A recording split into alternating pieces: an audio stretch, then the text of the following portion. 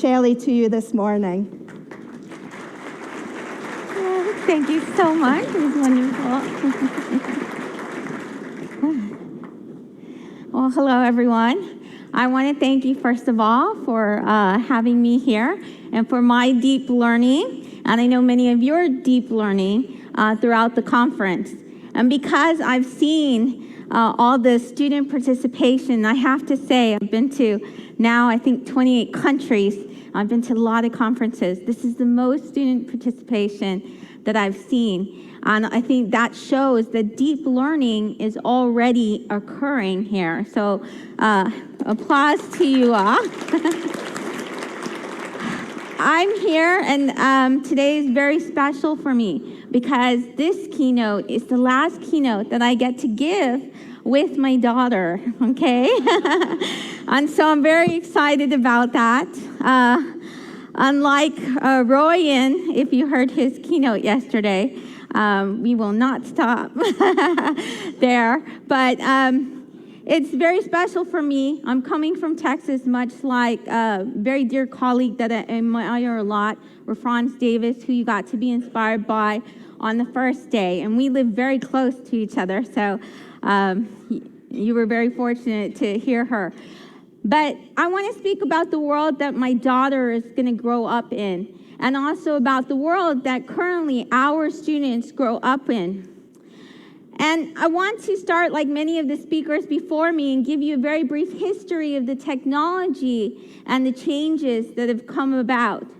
And I want to give it to you in the lens of my grandfather. So I think my mother is listening today, and it's her dad I'm talking about. But my grandfather was one of my heroes, and one of the reasons why is because he did really great things in spite of not having the ability to have the education that I had. And my grandfather got to live at a time when he heard most of his information, his news. A lot of his learning was from newspapers and also the radio. But then he went from there, and then he was able to see the first man walk on the moon on a TV set. And I think, wow, that must have been a really profound moment for him.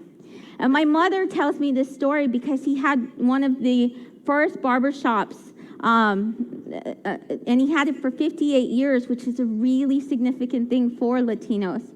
And I'm Latina. And my mom said when he got the calculator, he was super excited because that helped him run his business so much more smoothly.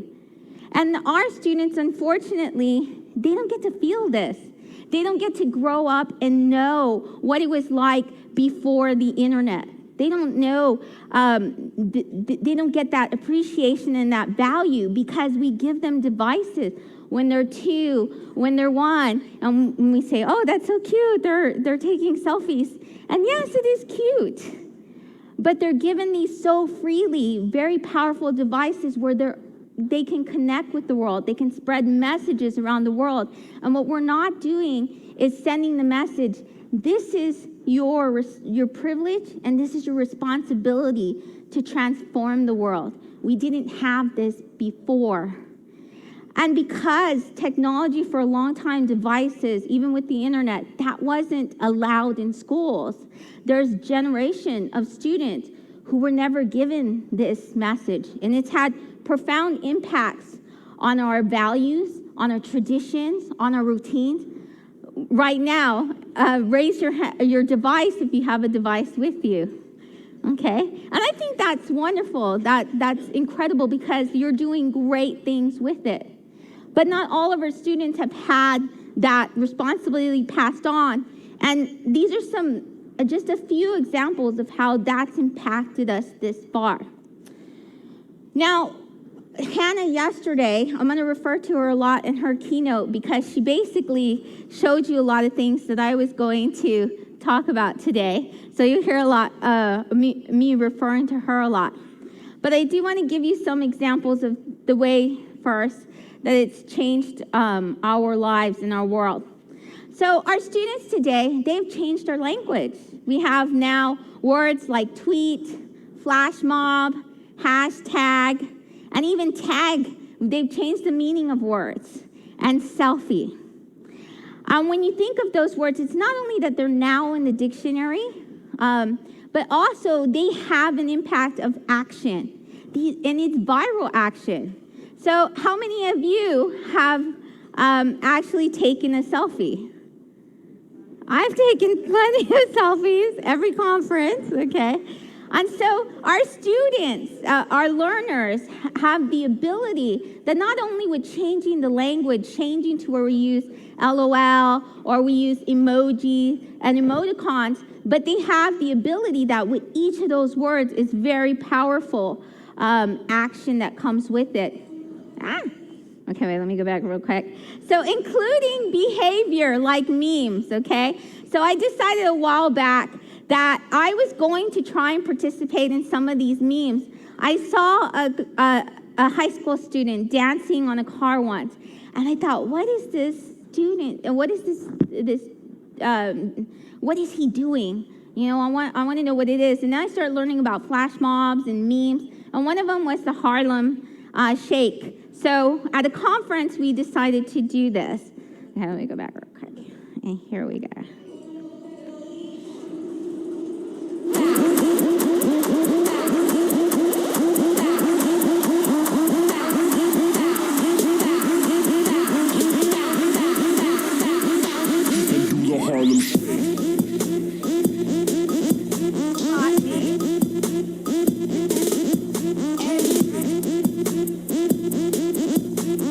So I think this is really exciting because some of you know French in here. He created this website for his 16-year-old daughter who committed suicide because of bullying.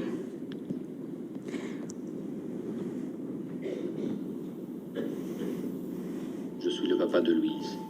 Et ce que vous voyez là, ce sont les messages que ma fille a reçus.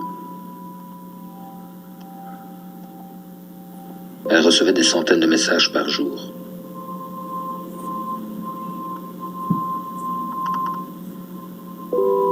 Je les ignorais, en espérant que ça s'arrête, mais ça ne s'est jamais arrêté.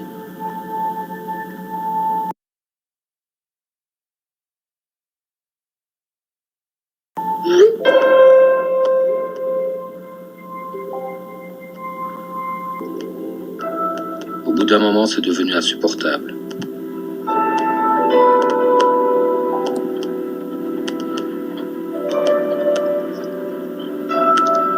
Aujourd'hui, les messages ne la touchent plus. Le 3 septembre 2014, Louise s'est suicidée. Elle avait 16 ans. Elle fait partie de nombreuses victimes du cyberharcèlement. Que ces tragédies ne se reproduisent plus.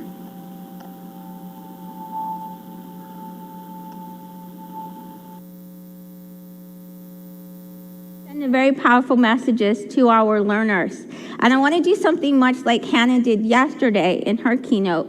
But instead, I think one way we show responsibility is we have to model that.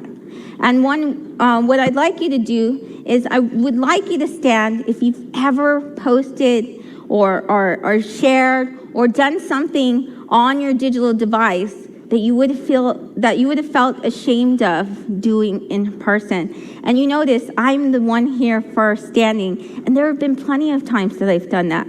And I've been fortunate that in some social networks, I've been able to delete that, but sometimes I haven't. So if you've ever done anything and you want to take responsibility and show our students, then please stand up.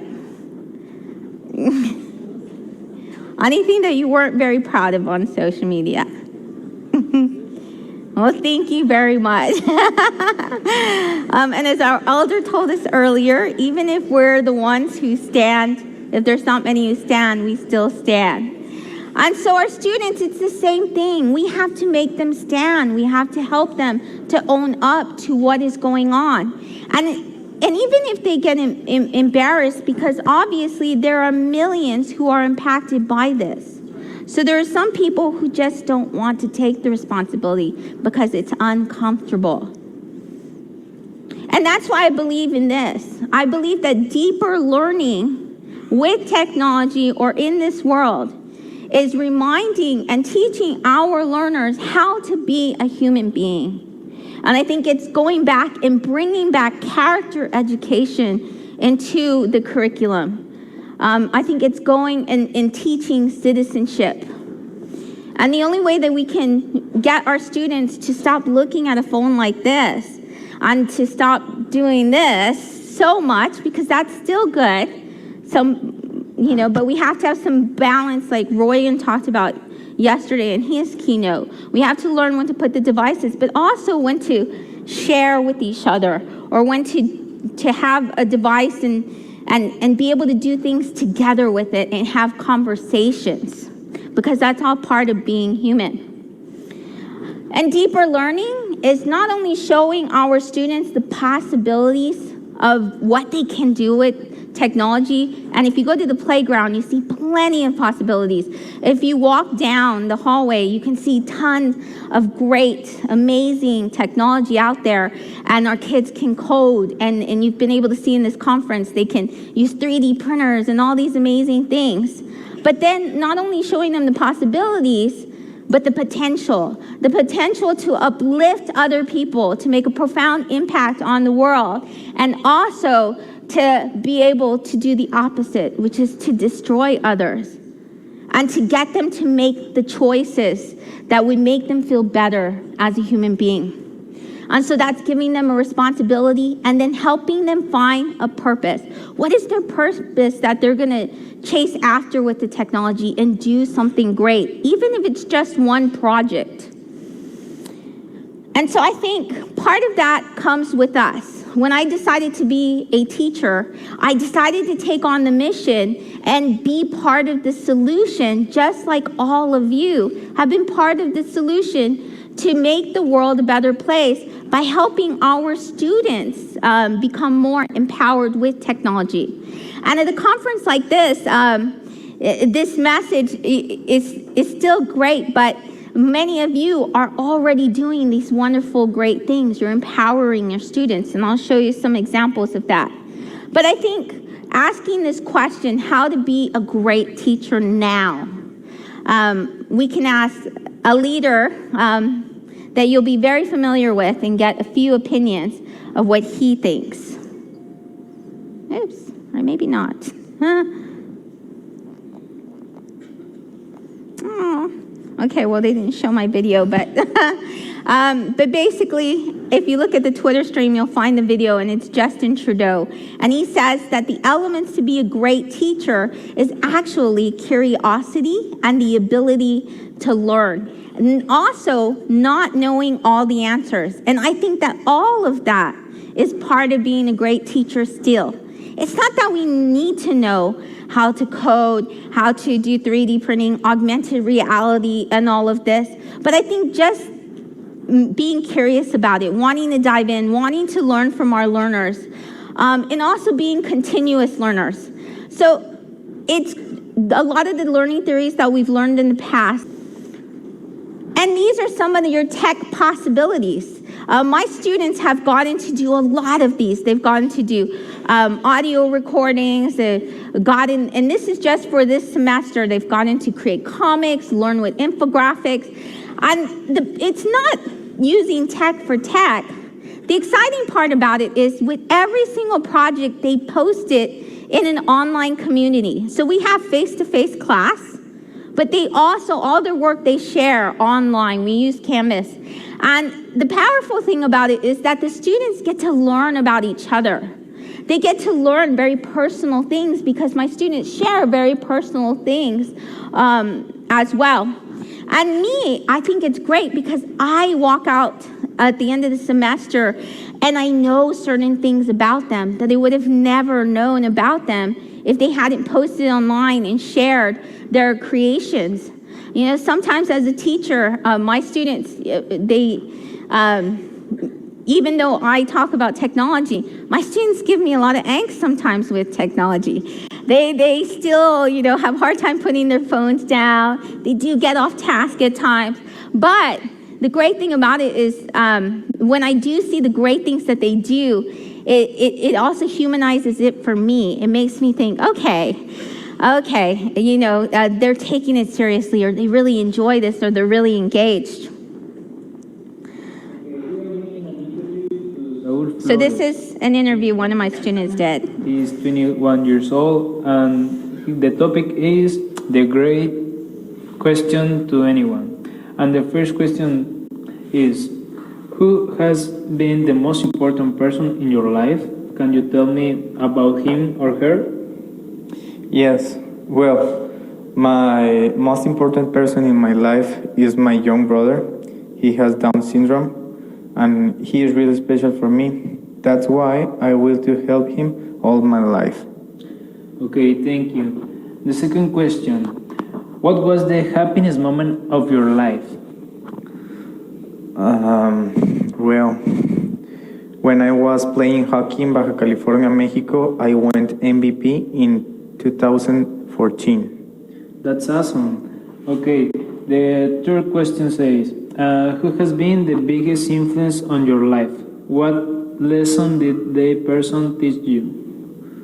Okay, her name is Silvia Perez, and she made me work more than I could, and now I'm very responsible, and that's it. Okay, thank you.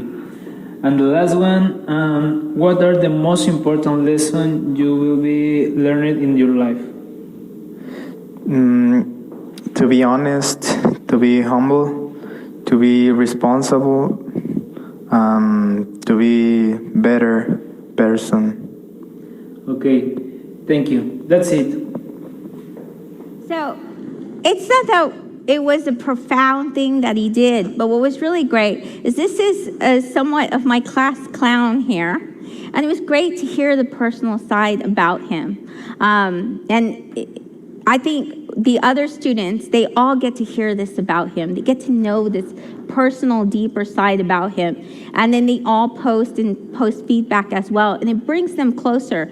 Now, my students are English language learners, so they did achieve objectives as well. I mean, every lesson that you get to choose, every way that you get to design the curriculum and the choices you make will reach some kind of goal. Here they had, of course, the grammar focus, I could say questioning techniques, they developed listening skills, but the most important part that I got out of that was that relationship, that community, that they get to be responsible to each other, and when they comment and they create feedback with each other and support each other, they get to make a choice. I don't tell my students, okay, you have to choose to say something good, but they choose to say good things. They choose to really listen to the conversations that take place.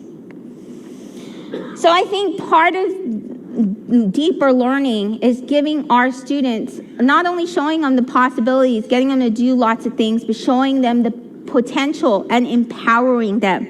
So how do we show them the potential and empower our students? Well, here are some great examples, and Hannah gave some great ones yesterday as well.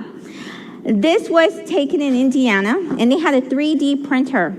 And I saw these two boys and had to do a workshop with STEM. And I said, well, you know, can you do me a favor and can you actually show the teachers, and I'll let you talk for a few minutes and tell us about 3D printing, because I'm not familiar with that, but that's very much a great part of STEM. And so the boy sitting in the back, I didn't get a picture of him speaking, but he was this phenomenal speaker. I throw a lot of free online conferences for teachers, and I have a lot of keynotes that are students.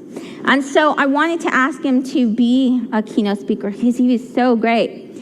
And a teacher came up to me after and she said, this boy from our school, he's homeless. And he also, and she said, if you notice his shoes, they're typed up. And she says the only reason he stayed in school was because of this club, was because he gets to use the 3D printer. So you never know what profound effect or the impact that getting to use some of this great technology has on your students. The engagement, the encouragement that they get to use these amazing things.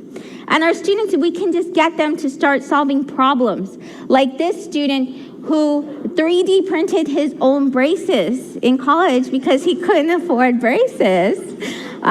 He actually, if you read the article, which is being tweeted, he learned dentistry. He went through actually being mentored and asked a dentist if they would make sure his models were okay. And he went through all of this learning so he could be able to use the college 3D printer and save money for his braces.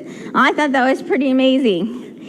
Or here we have a 15-year-old who last week at EmojiCon did a keynote, and emoji itself is amazing because it's in an international language we all understand, and that's something we speak on online. But this year and the year before has been the year of diversity with emojis, and it's just wonderful to see the impact that learners are having on creating this diversity. And then also someone from Ontario, who's an 8th grader, who's done really great, amazing things. And thanks to Brian Aspinall, one of his many mentors and teachers, and was a great speaker yesterday, who has empowered him, okay? And this is Austin Gagne. And Austin is coming out with the book soon. That's how empowered he is. But Austin has, because of Brian's support and mentorship, has actually taught other teachers and how to code in different workshops like that. And I think that's very humbling. I think that's very humbling that so many teachers are willing to learn from other students. And that's not too often very comfortable for us. So responsibility and purpose. How are other ways we can get our students to feel the impact, to really believe that they have the responsibility to better the world with technology? And one of the ways is by sending them on learning missions. So it's things as simple as taking something like a homework or a task and then saying instead, not homework, I'm giving you. That can change your drink.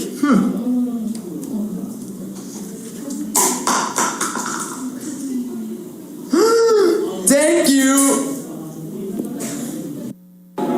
Oh my god, I'm so ugly. Wait, there is an app for that.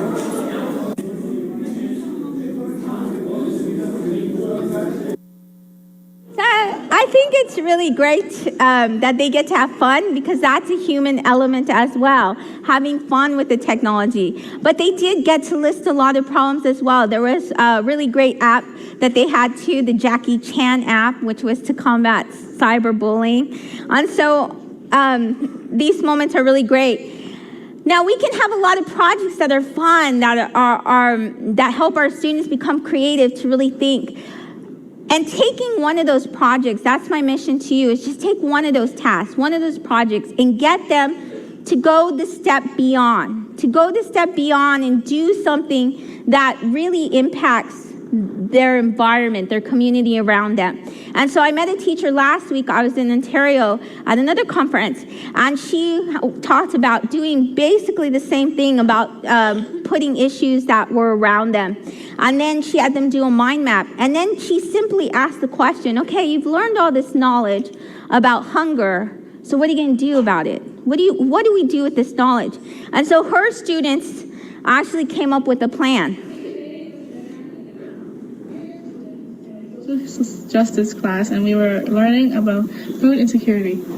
For our assignment, we wanted to help the people in Nineveh. Knowing the prices are very high, we decided to make a GoFundMe page to raise enough money to feed 4 families in Nineveh. You can access the page at www.gofundme.com and /NR@HS Help Nineveh. We're happy you're interested in sharing it. Tweeted the teacher's Twitter handle, Colleen KR, and also their GoFundMe page. But they created this GoFundMe page, and they've already fed 4 families in their community. So it doesn't have to be every single project that changes the world, but take one and let them decide and come up with a plan to do something. Because once they get through that situation, once you have a Hannah doing a keynote, or the dancers today, or them singing and doing all of that, then they have gone through the process of making other human beings and lives better. And that's transforming. They're going to carry that with them throughout their lives when they're the ones making the decisions. When they're the ones who someday become leaders of the country, they're going to carry all of that with them. And I think that's important. Another mission that I came up with was, and this is Venezuela, to have students invent hashtags to inspire positive action and change. And hashtags are one of the best ways that you can get your students to transform the world. They're one of the most important inventions that we've had. And it's because with a hashtag, you can use them on Facebook, you can use them on Twitter, you can use them on Instagram, and different places. The hashtag is a way that if you don't follow or friend each other, you can send messages to mass. You can make things go viral. You can make movements go viral. But I want to show you a video that kind of gets you to understand the culture of a hashtag. Oh, and these are some of the ones that they came up with. Hey, Justin, what's up? Not much, Jimmy. Hashtag chillin'. What's up with you? Just been busy working. Hashtag rise and grind. Hashtag is it Friday yet? Hey, check it out. I brought you some cookies. Hashtag homemade. Hashtag oatmeal raisin. Hashtag show me the cookie. Sweet. Hashtag don't mind if I don't. Pretty good. Hashtag getting my cookie on. Hashtag I'm the real cookie monster. Hashtag no. Delicious, right? Hashtag I did it all for the cookie. Hashtag LOL.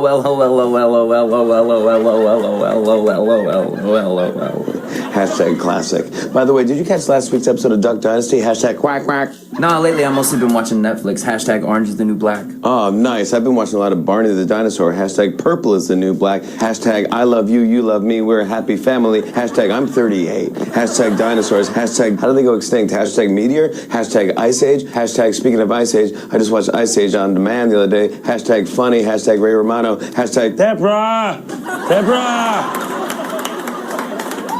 Hey, by the way, Halloween's only like a month away. I know. I mean, do you know where you're going to be at? Hashtag life decisions. Hashtag sexy ghost. I think I'm going to go as a Ninja Turtle. Hashtag gotta be Raphael. Hashtag Leonardo sucks. Hashtag the turtle, not the Italian Renaissance painter. Hashtag Mona Lisa. Hashtag is she smiling? Hashtag speaking of smiling, I just saw my dentist. Hashtag bling. Hashtag dental care. Hashtag cavity free. Hashtag that's how we do. Hashtag we go hard. Hashtag and we can't stop. Hashtag we won't stop. Hashtag we run this. Hashtag true players for life. Hashtag is it worth it or let me work it. Hashtag put my thing down, flip it, then reverse it. Hashtag is there for my never done yet. Hashtag is there for my never done Okay. So hashtags can be used in several different ways. And for you to experience the power of the hashtag, if you're on Twitter or another social network, or even if you're not, you can even Google a hashtag. And you don't even have to be part of Twitter or any social network. It's going to show you the resources, the communication, the messages on that hashtag. So my mission for you today, my missions, is to search on one of these hashtags. So you can get connected with the educators first at this conference. You can see the great things that they're sharing because there's some workshops, there's some presentations that you didn't get to go to. And the great thing is on these hashtags, they share their slides. They share their resources. You'll get to meet bloggers who talk and are very transparent. They show what they do in their classroom every day. You get to follow them, share their work. You get to connect with them. And if you want to learn more about integrating technology, mobile learning, e-learning, any of those, there's a hashtag for that. And finally, I'm going to end with my story, okay?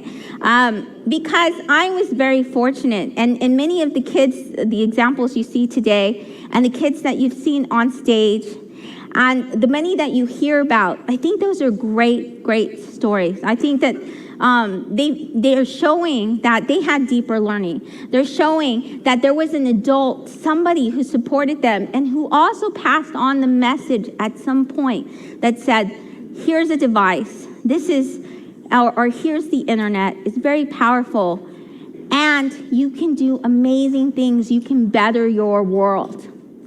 And these are great examples of students who have. And I was very fortunate that my parents, my family, my mother, my dad, were like this.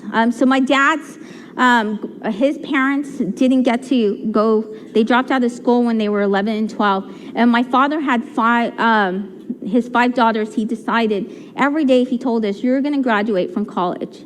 Even though this had never happened before, even though he didn't know how to do this, but he passed on a responsibility. He passed on a message to us and empowered us. And so now all 5 of us have graduated. But it's not only that. It's every time that I on Facebook and get to connect with my family, my aunts and uncles have done the same. So now what they've done is they've actually ended they've actually perpetuated a new generational cycle, where now my cousins and then my daughter is going to grow up, and it's going to be, what college is she going to? And we have all of this excitement. But there was years and years in my generation that never happened.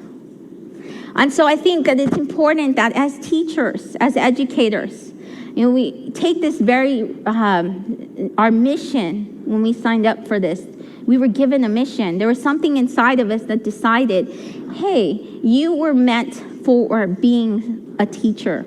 And the reason I say that is because teachers aren't always necessarily respected. Teachers don't really get vacations, even though they say we do. Teachers work very hard. They don't get paid enough. So there was something inside you that said, hey, this was meant for you. And it's because we are part of the solution to helping our learners better their world. And so the last mission I give you is to make sure that we pass on this responsibility and this purpose with our students, that we take all the deep learning that we have and make it deeper for our students by getting them to do something powerful with the technology, even if it's only one project, even if it's feeding one family that's in, even if it's getting them to wear pink shirts and all stand together to protect to protect each other. And I think that this will give us values and the negativity out there and things like that. And I heard something that said it's not for combating, because we can never erase all of that, but it's to make sure that there's a balance out there and also to get students to do it. So my niece, she's a great example. When she sees someone on getting told, oh, you don't look so great on a picture or something like that, she'll come back and say, or if they say it themselves, she'll come back and she'll say, no, you look great. Don't say that about yourself. And I think that's very powerful, especially if students are willing to stand up. But as far as like making it the solution, it doesn't combat, it won't end that, because some of those who bully will become trolls. And so what it does, though, is it does empower this learner, but it still has to be with character education. I really think that that has to be embedded. So that's a really great question. Any other questions?